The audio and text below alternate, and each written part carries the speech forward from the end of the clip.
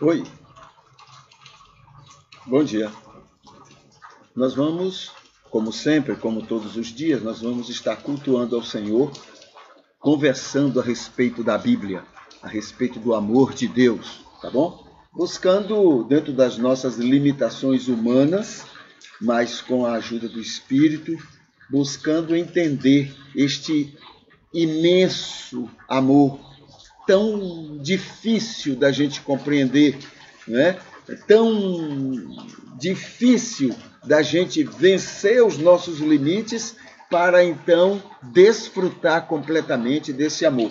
Desfrutar não somente em relação a nós mesmos, mas desfrutar em relação à nossa compreensão, à nossa visão desse amor para com toda a humanidade, né? Então, mas estamos interessados, estamos querendo conhecer esse amor de uma maneira mais aprofundada, mais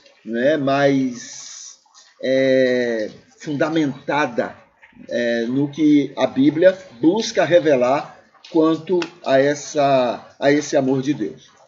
No Salmo 119, no versículo 130, o texto bíblico nos diz o seguinte,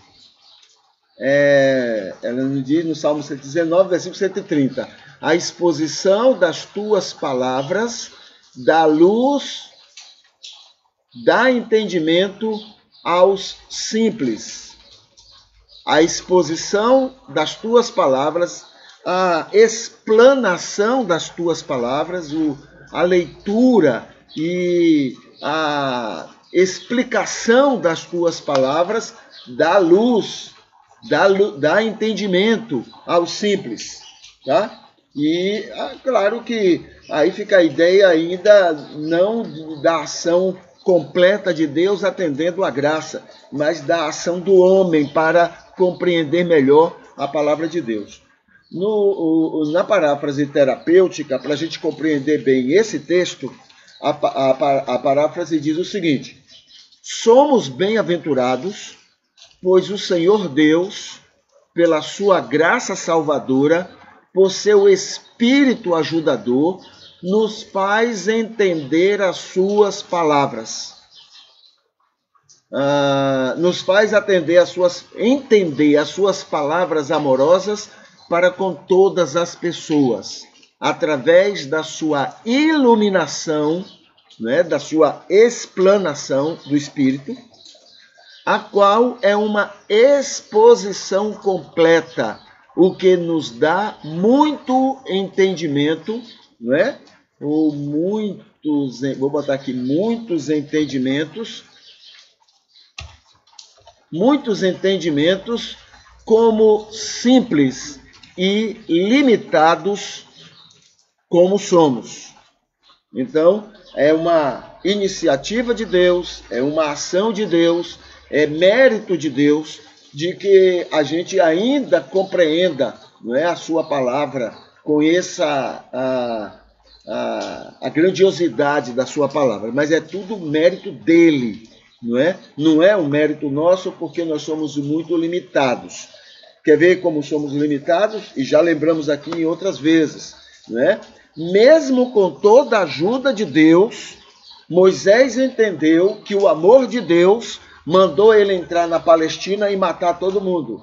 Viu como somos limitados? Mesmo com a ajuda de Deus, ele ainda compreendeu isso. Tá? Davi, mesmo com a ajuda de Deus, mesmo com a iluminação de Deus, entendeu que o amor de Deus, para ser agradado, precisava que ele odiasse os inimigos. Compreende como nós somos difíceis, como somos complicados para compreender esse imenso amor? Então, é isso aí. E é isso que a gente vai descobrindo, dentro dessa nossa conversa, desses nossos estudos e assim por diante. É assim, dentro desse espírito, que a gente tem afirmado o seguinte: o nosso culto é saber mais sobre a revelação divina. Moisés, Davi, Isaías, Paulo, nos deram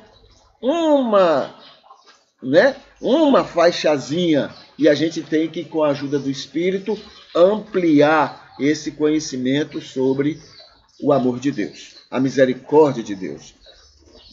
A gente falou de Davi e Moisés, mas a gente vê que que Paulo, mesmo com a ajuda de Deus, mesmo depois de Jesus Cristo, depois do ensino de Jesus, Paulo entendeu que o amor de Deus orientaria a igreja de Corinto a pegar o Alexandre, o latoeiro, e entregar a Satanás. Para ver se aproveitava alguma coisa dele.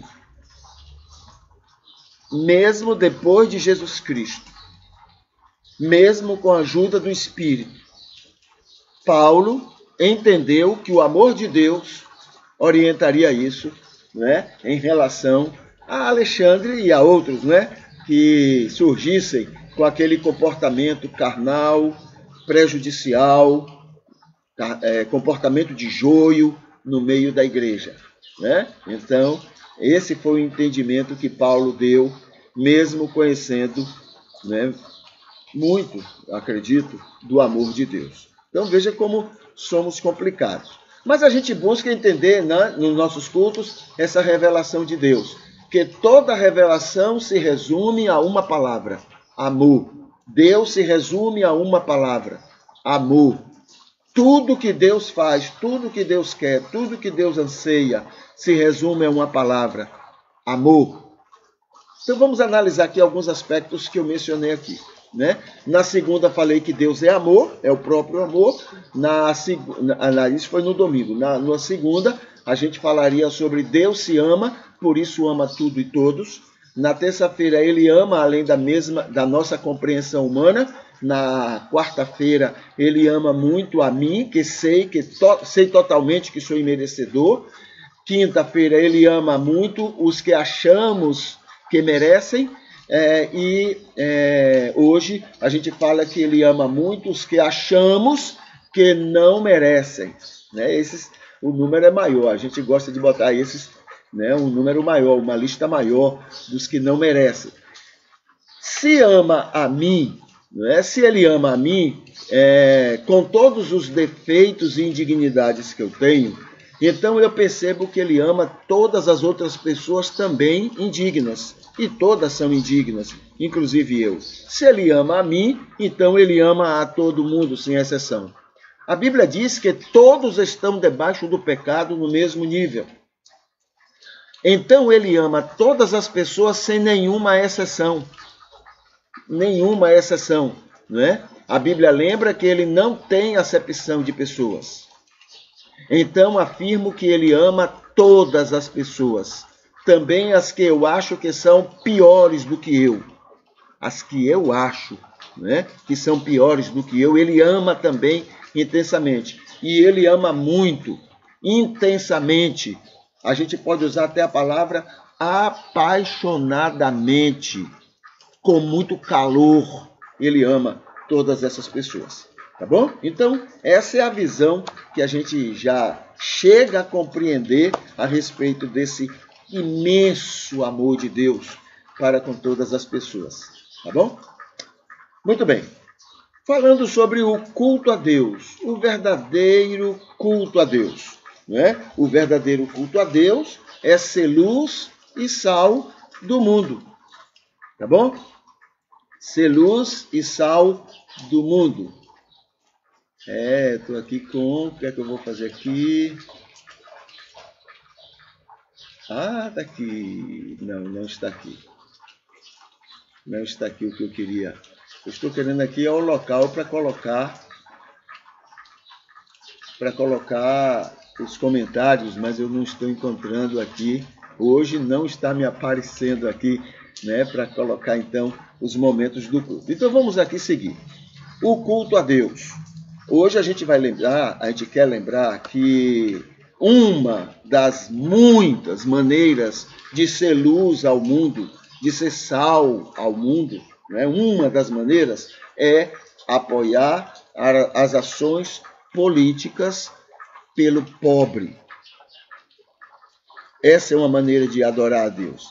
Rico, Deus ama muito, mas o rico sabe se virar. O rico sabe como comprar situações para favorecer ele. A gente não precisa se preocupar com o rico, não.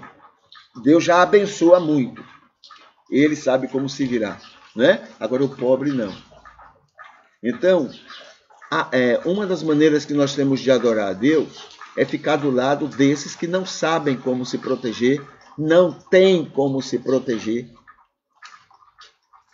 E, pela sua situação, nem acredita que é protegido e nem nós, com os nossos preconceitos, estamos dispostos a protegê-los. Então, quer adorar a Deus de verdade? Né? Em vez de ficar se enganando com aquele blá blá blá do domingo, então, se quer adorar a Deus de verdade, apoie, esteja do lado, ilumine, mostre, se incomode, não é? Com todas as ações políticas pelo pobre. Tudo que for feito para favorecer o pobre, fique do lado, apoie. Atualmente, né, mesmo com interesses eleitoreiros, né, está sendo inventado aí um negócio aí, muita gente foi afastada, muito pobre foi tirado, para poder dar mais dinheiro para alguns, como sendo uma solução, entende? Mas vai favorecer pobres? Vai. Tudo bem, vai tirar um bocado também. Muitos vão perder, já sabem que vão perder, não vão ganhar, não é? Vão para a miséria mesmo, mas outros vão ser beneficiados. Então, favorecer essas coisas, porque pobre precisa disso.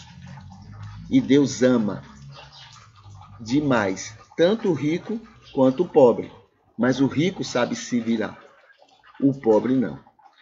Tá? E a Bíblia diz, a Bíblia não, até a linguagem aí que eu li agora e gostei muito dessa frasezinha que diz: quem beija o meu filho, né, adoça a minha boca. É a ideia de que não adianta ficar bajulando a mãe, tá? Não adianta bajular a mãe e maltratar o filho. Isso não vai agradar a mãe. Em último caso, despreze a mãe, mas cuide do filho. E isso é interessante porque, se você for analisar os países, né, com maior número de ateus, presta atenção nisso, queridos. Os países onde tem o maior número de ateus são os países que mais desenvolvem o bem-estar social. Acredita nisso? Lá na Europa, né? Países que são declarados, porque na Europa o ateísmo é grande. Por que é grande? Porque eles estão chateados, cansados desse cristianismo mentiroso que a gente tem proclamado, né? Não é o cristianismo que é mentiroso, nós é que somos mentirosos, não é, em relação ao cristianismo. Então eles estão cansados. Então o ateísmo lá é muito grande, né? E os países com maior número de ateus são os países que melhor estão cuidando dos seus pobres. Então, quem cuida desses agrada mais a Deus do que nós, que gastamos tanto tempo com o negócio de blá blá blá e fazemos questão de ou maltratar o pobre ou aplaudir quem maltrata. Entende? Então aquela conversa nossa fiada, aquela conversa para boi dormir, é para boi dormir. Porque o verdadeiro culto a Deus é cuidar de quem precisa, porque Deus ama e aí Deus quer usar então os seus para abençoar essas pessoas. Isso é ser luz e ser sal. Tá? Então apoiar essas ações é a maneira poderosa de glorificar a Deus. Vamos para o texto bíblico? Estamos em João, capítulo 5, né? O primeiro momento do João vai até o versículo 15, é a cura de um paralítico em Betesda, tá? Eu estou aqui copiando para colocar nos comentários, mas estou sem comentários Hoje, para colocar aqui, não tem um comentário aqui no meu... espera ainda, eu poderia usar aqui, queridos. Deixa eu usar aqui um pouco a cabeça, né? Deixa eu usar aqui a cabeça e colocar aqui no Facebook, porque tem bom, eu não vou explicar muito isso, senão eu vou perder muito tempo explicando. Mas então eu vou colocar aqui, pronto, já tenho aqui a irmã Ivete, agora vi, a irmã Arideia, né? Bom dia a vocês, queridas. Que Deus continue muito abençoando vocês. Deixa eu colocar aqui agora, pronto. Então, agora coloquei nos comentários, porque, bom, eu não vou explicar, senão a gente vai perder muito tempo com isso. Então tem aqui o versículo 9, estamos no versículo 9, né? Jesus já perguntou ao homem, aquele paralítico, você quer sessão? Você quer estação? Ele disse, Senhor, é o que eu mais quero. Claro, Deus sabia. A pergunta é retórica, a pergunta que Jesus fez, ele sabia perfeitamente, não precisava nem ser Deus para saber, né? Estava ali porque queria ser curado, mas há uma importância disso. Tanto para Jesus, se realmente ele falou isso, perguntou isso ao rapaz, né? Não faz diferença se ele perguntou ou não perguntou, não faz diferença, querido, né? Mas para João, no texto bíblico, é importante essa pergunta para ajudar no que ele está explicando aos gnósticos sobre Jesus, tá? Pode ser que esteja aqui nessa palavra dele, e pode ser sem problema, né, que Jesus tenha perguntado. Pode estar aí uma pergunta mostrando o respeito de Deus para com o imagem e semelhança, né? O respeito à individualidade da pessoa, ao livre-arbítrio, né? Veja só, Deus sabia, Jesus sabia que ele queria ser curado. Sabia porque ele é onisciente, né? Jesus sabia que ele queria ser curado como ser humano, né? Qualquer ser humano saberia que aquele homem está querendo ser curado, né? E o homem mesmo poderia estar querendo ser curado, mas ele poderia não querer que Jesus o curasse. Então é livre-arbítrio, né? Então Deus tem muito disso. Deus respeita a individualidade das pessoas. Ele não obriga. Mas isso é o que você quer. Sim, é o que você quer, mas pode ser que você não queira do jeito que eu quero fazer. Pode ser que ele chegasse e dissesse, olha, Senhor, eu quero que você me empurre. Né? Então, essa pergunta pode ilustrar isso. Essa ideia do respeito à individualidade das pessoas. Deus pergunta, Deus quer que seja feito, né? Jesus sabia qual é a vontade dele, né? Não só de ser curado, mas de Jesus poder curar, sim, mas ainda assim fez a pergunta, tá? Pode ser que essa pergunta esteja ilustrando exatamente essa situação. Pode ser, não posso garantir, não é? Mas é provável, né, que o objetivo de João evangelista seja exatamente isso. Levando em consideração que Jesus deve ter conversado outras coisas com o homem, mas não era do interesse de João todas essas informações e colocou somente aquilo que realmente interessava para o objetivo de João. Tá? Então, diante disso, né, Jesus dá a ordem, levanta-te, toma o teu leito e anda. No versículo 8 ele disse isso. Agora vem o versículo 9. Imediatamente o homem ficou são e, tomando o seu leito, começou a andar. Ora, aquele dia era sábado. Pronto, agora vai entrar numa explicação muito importante, né, para o cristianismo, tá? Para o que Jesus ensina, tá bom? O homem pegou então o seu leito e começou a andar. E aquele era um dia de sábado. Pronto. João agora introduz um novo tema para ser discutido, né? Para ser levantado diante do projeto de Jesus, né? Na vida das pessoas. Tá? Aí vem o versículo 10. Pelo que disseram os judeus ao que fora curado. Hoje é sábado e não te é lícito carregar o leito.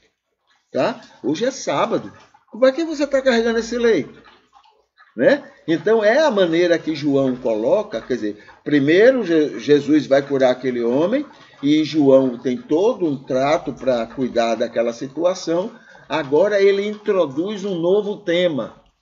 Tanto o primeiro é importante para nós. Por que é importante? Porque quando estivermos diante das nossas dificuldades, das nossas carências, a gente não tem que ficar angustiado querendo saber qual é o melhor plano. A gente tem que descansar. Aliás, é o que Jesus fala em Mateus, capítulo 7, 6, 7, é o capítulo 7, quando ele fala sobre a ansiedade, a preocupação nossa. Né? Então ele diz, olha, descansem, porque o Deus que criou, não é, a plantinha, ele sabe cuidar da plantinha. Que cuidou da flor, ele sabe cuidar da flor. Não é? Os pássaros, etc. Então, a ideia de que não devemos ficar na ansiedade, naquela angústia. O que quer dizer isso? Que eu devo cruzar os braços? Não. A preocupação de Jesus aí é quanto à ansiedade. Não temos que ficar ansiosos. Mas por quê? Porque até quanto menos ansioso você está, mais fácil fica de ver oportunidades. Entendeu? Mais fácil fica para você observar portas abertas, porque a ansiedade está baixa.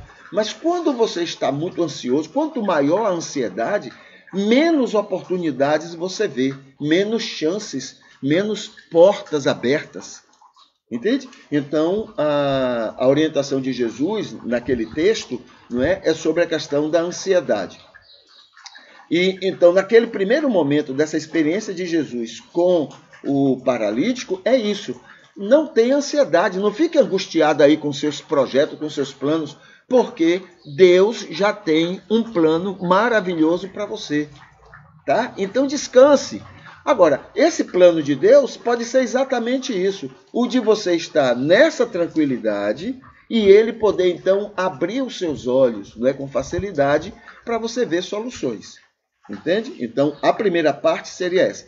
Agora entra a segunda parte, não é, dessa discussão, desse assunto que João está mencionando, do encontro de Jesus com esse paralítico. É a questão do sábado. Você vai ver, né, a gente vai ver mais tarde, né, amanhã ou depois, a gente vai ver uma palavra espetacular de Jesus. Eu vou até adiantar, né? A gente vai conversar melhor no dia. Jesus está dizendo, quando Jesus vai ter um momento que Jesus vai explicar, não é, que o sábado foi feito, tá? O sábado foi feito para o benefício do homem e não o homem para o benefício do sábado. O que agrada a Deus é o benefício do homem e não a maneira para beneficiar o homem, tá? Então, é que o homem esteja bem. Foi criado o sábado, na vontade de Deus, para o descanso, para que pode ser o sábado aí, a palavra Shabá quer dizer descanso. Não é o nome de um dia, mas é o adjetivo de um dia. Qualquer dia que seja dia de descanso é agradável a Deus, entendeu? Existem aí muitas escalas, negócio de horas e tal. Então, mas o mais importante de tudo é que Jesus vai mostrar que não é o dia que é importante, tá? O importante é o homem que vai se beneficiar com aquele dia. Isso serve para outros aspectos da vida cristã, tá? Igreja não é mais importante do que o homem, do que o ser humano. Não é mais importante. Porque a igreja foi criada para beneficiar o homem. A Bíblia não é mais importante do que o homem. A Bíblia foi criada por Deus para beneficiar o homem, o ser humano. O que mais? Oração, a fé, essas coisas todas. Então a gente tem brigado muitas vezes por coisas que não são o mais importante. O mais importante são as pessoas. Deus ama, não são as coisas. Deus ama as pessoas. E as coisas foram criadas para beneficiar, para abençoar as pessoas. Mas elas não merecem, elas são indignas. Né? Elas e nós. né? Não merecemos, somos indignos. Mas ainda assim Deus ama as pessoas e não exatamente as coisas ou as instituições, os meios. Tudo isso é instrumento que Deus usa para abençoar as pessoas, mesmo elas não merecendo. Mas Deus ama as pessoas e não essas coisas. Tá bom? Então, às vezes a gente inverte, né? Não tem aquele negócio de assim, colocar o carro na frente dos bois. A gente faz isso muito, não é? Quando, na verdade, é coisa mesmo da humanidade, é coisa mesmo humana, né? A gente desvaloriza o que é melhor para a gente e valoriza o que não é melhor para a gente. É uma tendência humana muito negativa e a gente coloca isso na relação de Deus para conosco, tá? Mas isso a gente vai conversar mais na frente, no correr, né, dessa experiência de Jesus com esse homem paralítico. O que é que deveria nos incomodar como cristãos, como servos de Deus, como pessoas que querem imitar Jesus, né? Imitar Jesus. Ou queremos dizer que queremos imitar Jesus, queremos ser parecidos com Jesus. O que é que deveria nos incomodar, né? Nesse papel nosso nessa situação? Deixa eu colocar aqui nos comentários para facilitar as pessoas que depois... Pronto, está aqui. Hoje a gente vai continuar, né? Na semana passada, na sexta-feira passada, a gente até apresentou, mas não conversamos sobre este assunto. Terminou por causa dele, a gente tratando de outro, mas ligado a ele. Mas hoje a gente vai chamar a atenção. O que é que deveria nos incomodar? Queridos, sabe o que é que deveria nos incomodar? O joio cristão, nos liderar e representar todos nós diante do mundo. O joio. Quem tem liderado, não é só agora não, na história do cristianismo, quem tem nos liderado, na maioria dos casos, na maioria das vezes, é o joio. É por isso que o cristianismo tem tanto crime realizado na história da humanidade. É por isso que fomos, né, durante muitos séculos, e às vezes até continuamos a ser, né, tão prejudiciais para a relação. É culpa do cristianismo? Não. É culpa de um joio que tem nos liderado. Tem nos liderado. Entende? Então, isso deveria nos incomodar, né? Aqui tem algumas coisas que eu queria mencionar. Característica dos líderes cristãos que é o mundo que eu digo aqui não é o mundo todo, e também o mundo todo, né? Mas que as pessoas lá fora do cristianismo, têm verificado, está vendo o tempo todo, né? Isso na Europa, a gente já conversou, né? Que, na verdade, na grande maioria dos erros que nós cometemos, tudo inicia na Europa, é aperfeiçoado na América, nos Estados Unidos, né? Eles lá colocam uma roupa de espiritualidade naquilo, eles usam o texto bíblico, né, para fundamentar as ideias deles, né? Depois eles espalham aquilo na América Latina, porque termina sendo o quintal deles, né? Eles acham que nós somos aqui tem a casa e a senzala. Eles acham que nós aqui somos a senzala, estamos a serviço deles, essa é a ideia deles. E então eles espalham até para poder manter a senzala funcionando. E isso chega ao Brasil, aí se espalha também para a África, a Ásia e etc. Então, quais são as características? São pessoas violentas que nos representam. Estão aí, né, como símbolo do cristianismo, líderes do cristianismo, mas são pessoas iradas, violentas, faladoras, ofensivas, né? Vivem de ofender os outros, prepotentes, intolerantes. É isso que o mundo tem visto dos nossos líderes religiosos. Ninguém lembra, né, de líderes nosso evangélico, cristão, do cristianismo, ninguém lembra de líderes que tenham, por exemplo, parecidos com um Gandhi, por exemplo. Não lembra, né? Tem tem aquele menino lá nos Estados Unidos, em questão dos negros, né? Esqueci o nome dele, né? Mas tem um ou outro. Mas nós temos história, nós temos séculos, e a gente não tem liderança lembrada na história como sendo pessoas que imitaram Jesus. Não temos. Que vergonha, né? Isso deveria nos incomodar, né? E hoje é sexta-feira, a gente lembra do que deveria nos incomodar na nossa experiência no Brasil, aqui no Brasil. O que é que a gente, quem é que a gente lembra aqui? Deixa eu ver, um cristão líder do cristianismo que tenha um comportamento diferente desse. Veja só, eu falei aqui do joio, né, que tem nos liderado com essas características. Pessoas iradas, violentas, faladoras, ofensivas, prepotentes, intolerantes. Quem é que a gente lembra de liderança cristã, de cristianismo no Brasil, diferente disso? Ao contrário disso. Percebe o que é que a gente está permitindo com o nosso silêncio? Então, isso deveria nos incomodar, né? Pessoas que ameaçam com o nosso voto, orações, reclames e fake news. Tem líder nosso aí, com essa violência toda, que está ameaçando as pessoas, dizendo, olha, eu vou mandar que os evangélicos, que os cristãos não votem em vocês, que eles façam isso e isso contra vocês, ameaçando com o meu voto, com o seu voto, ameaçando as pessoas. Aí, quando essas pessoas vão sofrer perseguição por algum motivo, do que eles fazem, estão perseguindo o cristianismo, estão perseguindo os diabos que estão dentro do cristianismo. Isso sim.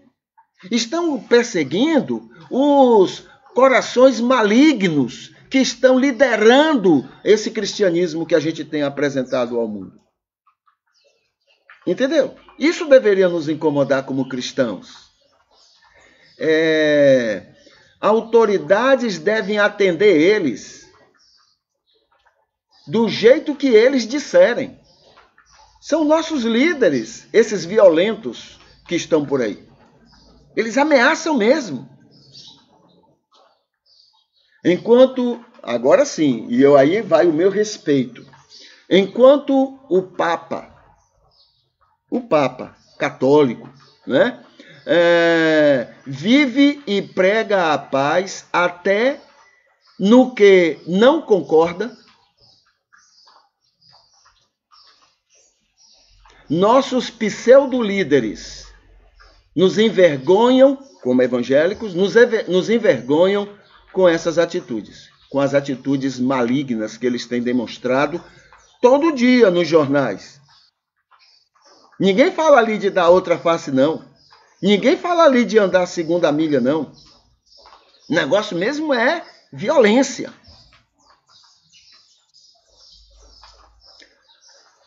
Aqui tem, no exemplo atual, ameaçaram senadores que não votassem... Presta atenção nisso agora. Eles ameaçaram, os nossos líderes, ameaçaram senadores que não votassem no André Mendonça, o terrivelmente evangélico, para o STF. Ameaçaram. Aí depois o André Mendonça ameaçaram e foram contundentes. Provavelmente muito dinheiro também correu nisso. Aí agora o André Mendonça esteve num culto aí e disse que ele estava predestinado por Deus para ser do STF. Ué, quer dizer que então Deus predestinou e Deus usou de todas as artimanhas malignas para colocá-lo lá, e então Deus participou disso? É isso que está sendo dito? Isso deveria nos incomodar, mas a gente fica calado. E o mundo lá fora entende que nós estamos concordando com essa infernalidade de ações. O mundo está achando que nós concordamos com isso, porque estamos calados. Isso não nos incomoda. Esse evangelho ser proclamado por esse tipo de gente não nos incomoda.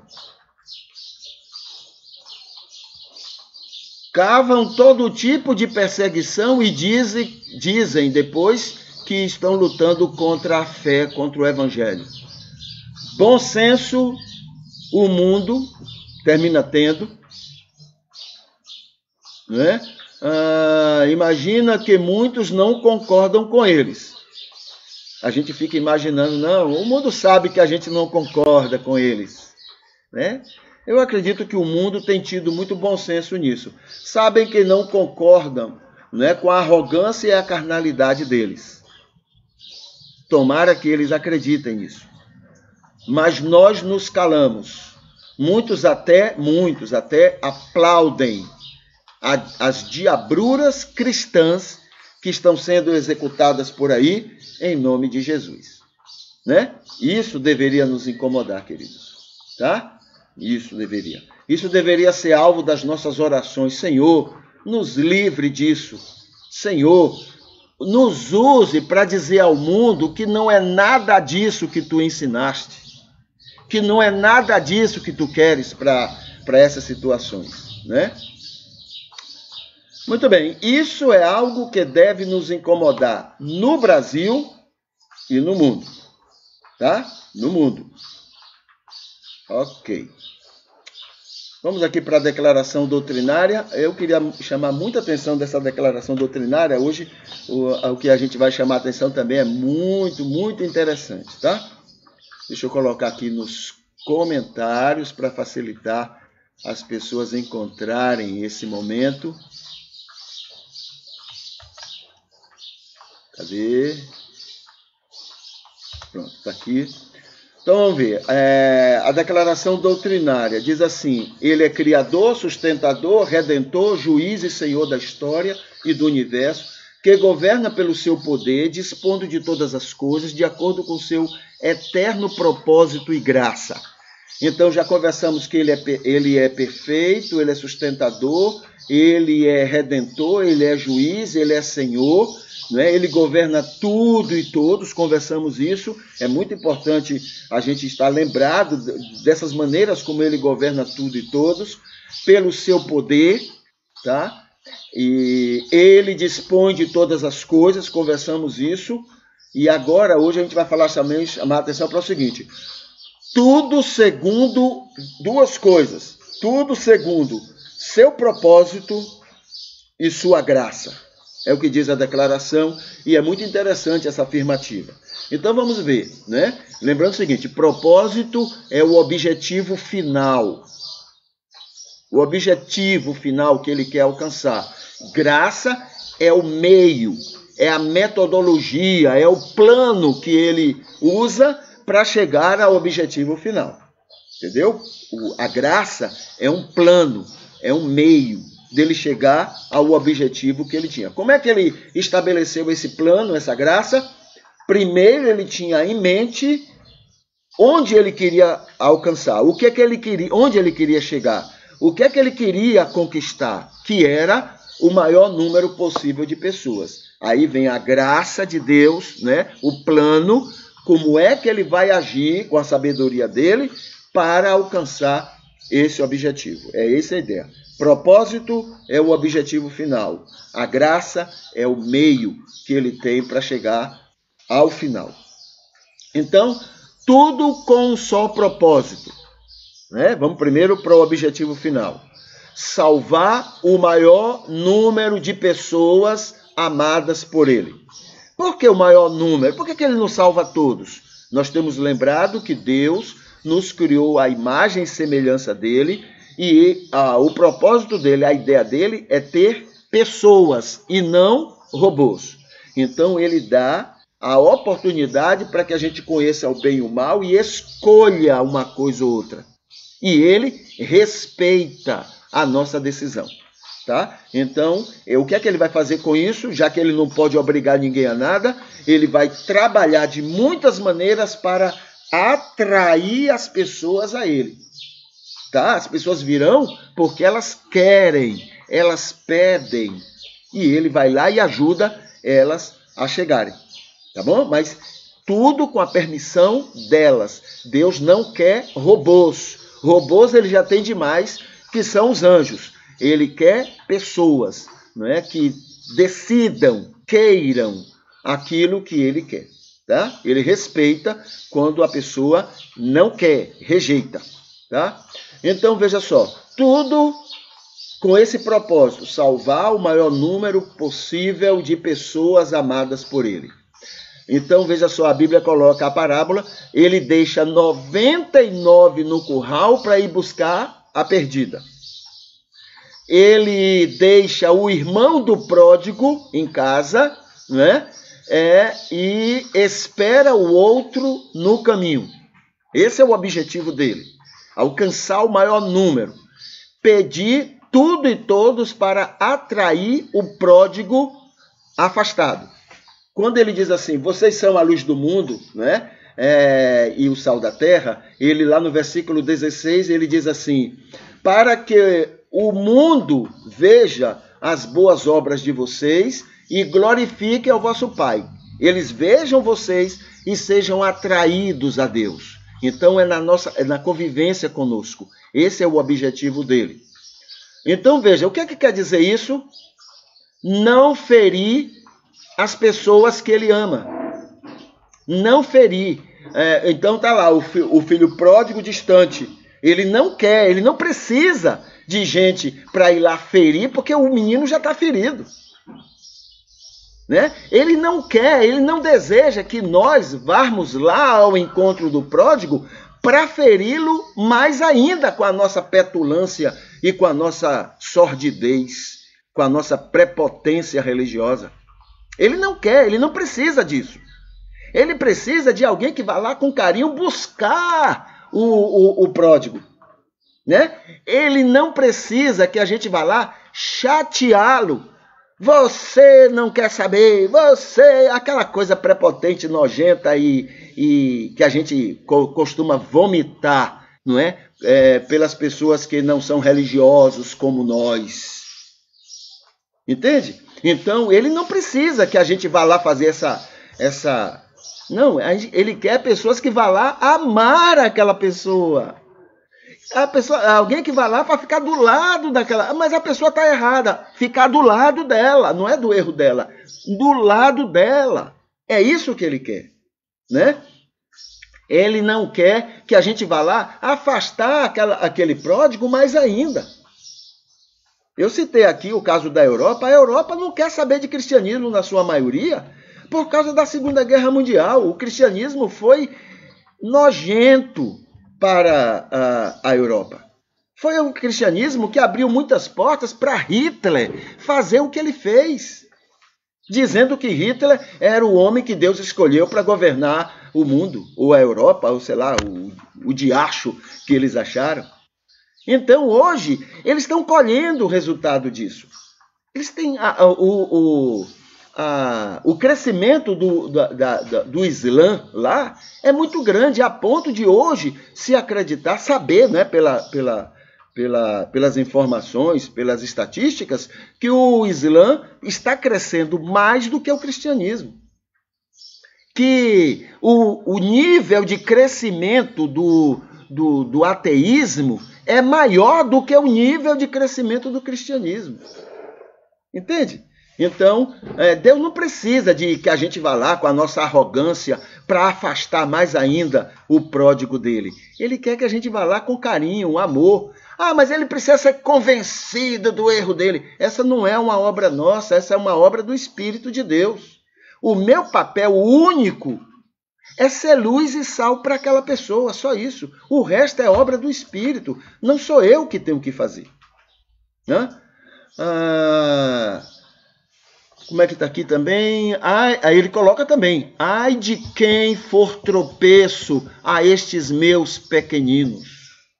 Ai de quem for tropeço, né, para essas pessoas. Entendeu? Então, toda vez que nós não somos luz e sal para essas pessoas, nós somos tropeço. Nós somos tropeço, tá?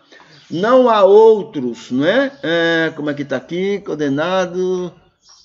certo? Deus não precisa de outros, não é? Como aquele irmão do pródigo, né? Aquele egoísta, aquele bandido, né? Irmão do pródigo, ficou em casa, desfrutou de tudo, né? E ficou criticando porque o pai estava recebendo com carinho o irmão que tinha saído, né? E a gente faz o papel do irmão bandido, entendeu? A gente está ali para criticar. Não, mas isso aí não quer saber de Jesus, não. Isso aí não quer saber de Deus, não. Isso aí ele quer saber do mundo, do pecado, essa coisa nojenta, né, que a gente desenvolveu achando que estava abafando com Deus. Na verdade, não é isso que Deus quer. Deus quer que a gente seja luz e sal para ser bênção, estender a mão para o que está distante, para que ele volte para o convívio do Senhor. Entende? Então, quando diz que ele criou, né, tudo com um propósito e com a graça a gente conversa depois, mas o propósito dele é salvar o maior número possível de pessoas, até mesmo usando o nosso testemunho, o fato de sermos luz e sal na convivência com essas pessoas. Quando a gente está julgando e condenando as pessoas, nós não estamos sendo luz e sal. Nós estamos sendo diabos na vida delas, diante do plano de Deus. Tá bom? Muito bem.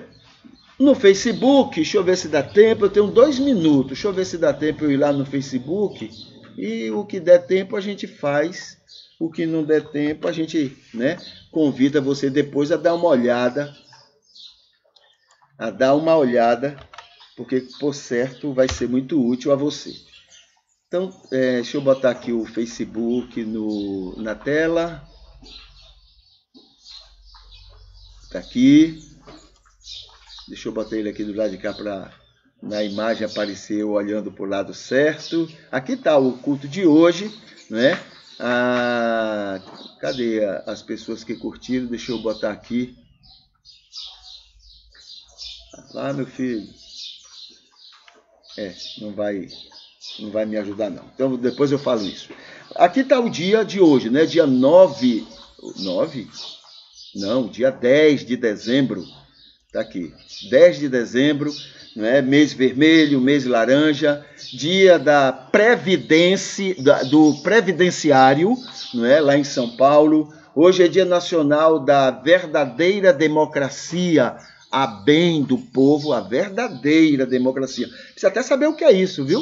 Porque cada um tem uma ideia de democracia. E os mais poderosos querem impor a democracia que ele acha que é o melhor. Tá? Então, não está ainda completa a ideia de democracia, não. A democracia que nós temos hoje, daqui a 50 anos, a gente vai ter vergonha de dizer que isso que a gente diz que hoje é democracia, seja democracia. Ela está numa evolução. Entendeu? Então, precisamos saber exatamente o que é democracia. É liberdade a ponto de o mercado matar qualquer pessoa que ela queira, prejudicar a vida das pessoas, explorar as pessoas. Isso é democracia? Essa é uma grande questão, né? Liberdade, mas liberdade tanta que quem tem dinheiro pode se apossar das pessoas, explorar as pessoas, destruir a vida das pessoas. Isso é democracia? Então é uma coisa a se questionar, porque esse é o nosso modelo de democracia atual. Se os poderosos não tiverem a oportunidade de fazer isso, não é democracia. Essa é a ideia de hoje. Entendeu? Então temos que questionar isso. Então esse é o modelo de ideal de democracia, né? Então precisamos ver o que é mais importante. Né? Liberdade ou uma vida não explorada, ou uma vida equilibrada? Tem que questionar isso, porque a maioria da democracia não governa o país. Não é o povo que governa? Pois bem, no modelo que a gente diz que é o ideal hoje, o povo não governa. Entendeu? O povo é conduzido a levar pessoas a governar. Então, tem umas questões aí que precisam ser trabalhadas para a gente saber realmente o que é democracia, para a gente não ser enganado. E a gente é facilmente enganado. nacional da verdadeira democracia, é o Dia continental da aversão ao poder econômico militar, né? Quem manda mesmo no mundo são esses, um com dinheiro e outro com a arma, entendeu? Todo mundo faz o que eles querem, um com dinheiro e outro com a arma. Então essa é a democracia, defender, né, o interesse deles. O Dia Internacional do Palhaço e dos Povos Indígenas, é o Dia Universal da Declaração dos Direitos Humanos, 1948, e dos Direitos dos Animais, tá? Então hoje, 10 de dezembro, todos esses comemorativos. Ok? Tem outras coisas aqui do dia que está no... né, eu convido você depois a dar uma olhada. Deixa eu ver o que mais aqui. Dê uma olhada depois. Aqui está o culto de ontem. O culto de ontem foi curtido por Marcos Souza, Érica Fonseca, Valdenice Lisboa e Ivete Espíndola, tá? E o culto de hoje, por enquanto, está curtido. Deixa eu ver se eu consigo agora ver os que já curtiram até agora. Está aqui. Marcos Brandão, Gilberto do PT, Ivete Espíndola e Maria Arideia. Esses queridos, né, já curtiram o culto de hoje. Tá bom? Deixa eu ver o que é que eu vou fazer agora. Vamos para um momento de oração. Deixa eu tirar aqui o Facebook da tela e a gente vai aqui para o momento de oração. Nesse momento nós temos aqui um poema e a gente vai ler, não é, essa poesia, digamos assim, não é, que ilustra bem a nossa oração ao Senhor neste momento. Deixa eu ver aqui direitinho. Senhor nosso Deus, louvado sejas por estar conosco aqui neste culto, para nos ajudar a compreender a tua palavra bíblica, por nos auxiliares a perceber o teu imenso e eterno amor, a tua revelação, o teu grande anseio salvador. Te agradecemos, Senhor, por tanta gente que é anjo teu, teus filhos maravilhosos que amenizam a nossa vivência, pessoas que suportam os nossos defeitos e limitações, arcanjos benignos que nos suportam as contingências. Pedimos, Senhor, que da mesma forma como são conosco, que tu nos uses a sermos aos outros teus anjos de amor, que sejamos tolerantes com os defeitos e limitações alheias, sejamos para eles teu jeito paciente, amoroso e confortador. Senhor, imploramos como servos, discípulos de Jesus, que sejamos inconformados como verdadeira divina luz com este mundo dominado pelo pecado, a injustiça e o mal, que com Mamon sejamos incomodados como divino sal, que sejamos como Jesus a este mundo por teu amor. Te agradecemos pelos aniversariantes de hoje, imploramos por conforto aos enfermos teus amados, e te exaltamos por este culto e pelos que assistirem ele, pelos que se oferecem para apoios e sustento dele. Te pedimos, agradecemos e louvamos, confiados somente no nome que Jesus Cristo tem. Ele que é teu Filho, nosso Senhor e Salvador, para sempre, em toda a eternidade. Amém. Então essa é a nossa oração para este momento, tá bom? O lembrete que temos agora é a descrição deste culto, né? Você tem aí o link 10, 11 e 12, que fala sobre a casa de apoio.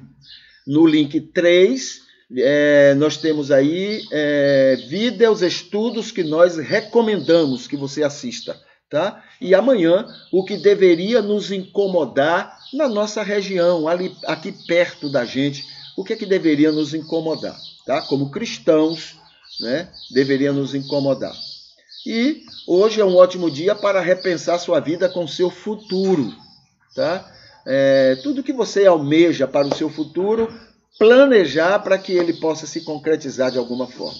E na rede social, divulgue que o cristianismo é essencialmente amor ao próximo, tá? Amar as pessoas que Deus tem colocado de um jeito ou outro perto de você. As pessoas que você acha que merecem e principalmente as pessoas que você acha que não merecem, tá bom?